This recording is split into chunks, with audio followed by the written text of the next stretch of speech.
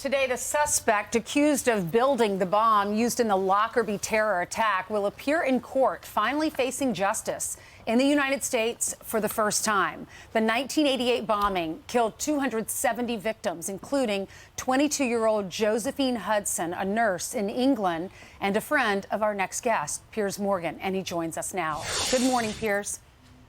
Good morning. Good morning. I'm sure you feel a little bit of relief and justice. Well, I'm sure that Joe's family will do, as I'm sure all the families of all those who died in that appalling atrocity, the worst terror attack we've ever seen on British mainland. Joe was a typical passenger, I guess. She was excited about going to see her family in America. She was going skiing, I think, with her sisters in New England. And I'd seen her the week before because she was working with my wife at the time. And they both worked as nurses at Queen Mary's Hospital in Roehampton in London. And so I saw a lot of Jo, and she was a really fun-loving, great girl who was at the sort of fledgling stage of her life, right. Becoming a nurse, and that was her great dream, her great vocation. And then her life was snuffed away in this appalling attack. And I can remember taking the call from my wife from the hospital where they'd been told, and they were all completely devastated that such a beautiful person had been murdered in such an appalling way. To see now, decades later, the very slow wheels of justice finally beginning to bear proper fruit, I think is probably, to the family, I can't speak for them, but I certainly feel it myself as someone who knew one of the victims, a profound sense of relief and exasperation has taken this long, frankly. You're absolutely right. And Piers, you know, this whole case has laid bare what international terrorism was. And this happened 10 years, more than 10 years, before 9/11.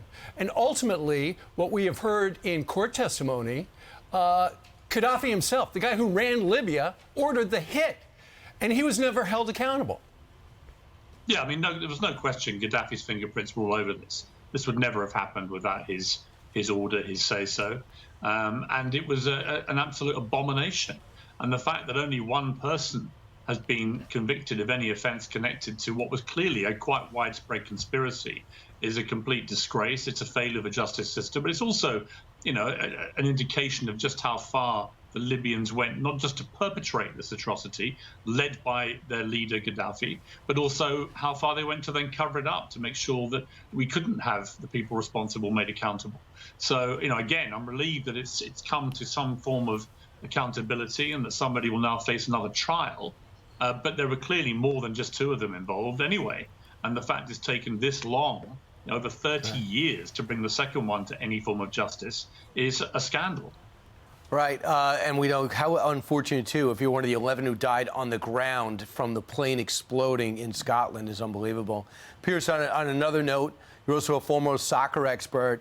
You know that England was my team after the U.S. was eliminated. How do you feel about Harry Kane, one of the greatest British soccer players ever, kicking it over the top on that penalty kick after already hitting one? For every high school kid who misses a big penalty kick, you should feel a little bit better. Just to remind you, it's football, not soccer. But we have a saying over here, it's the hope that kills. And it's always the hope that England one day will do what they last did when I was one, which is win a major international trophy. We won the World Cup in 1966. This seemed to be our turn, our chance, the golden generation of players led by this brilliant captain. And we knew if it went to penalties in any form, in ordinary time or in penalty time at the end, we had the guy, because Kane's record on taking penalties is as good as anybody in the world. And the first penalty he took, he scored magnificently. Perfect. And that raised our hopes even more. And then he gets another one, and we're thinking, Brian, this is it.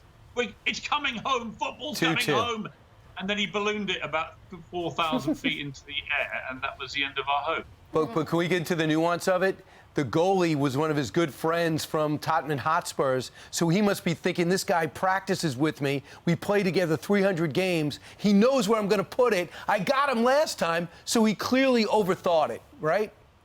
You know what we should have done with hindsight? And look, you can always talk with hindsight, but we should have let somebody else take it. Absolutely. Because you're right. Hugo Lloris, the French goalkeeper, plays for Tottenham Hotspur, which is Harry Kane's team.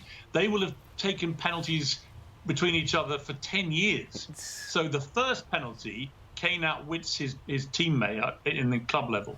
He should have then passed the baton to somebody else who Loris hadn't faced before and tried something different. But look, if he smashed it in the top corner again, we'd all be lauding him as a hero. We'd almost certainly have beaten France. We would have gone on to win the World Cup. And I would have had bragging rights over you for the next 4 years until we come and beat you in your own backyard in the United States in the next World Cup, Brian. But as it is, we are sharing the ignominy of failure and defeat. And of course, that really went into it. That really went down the well. What Piers has described, of course, is what happens in the dream sequence.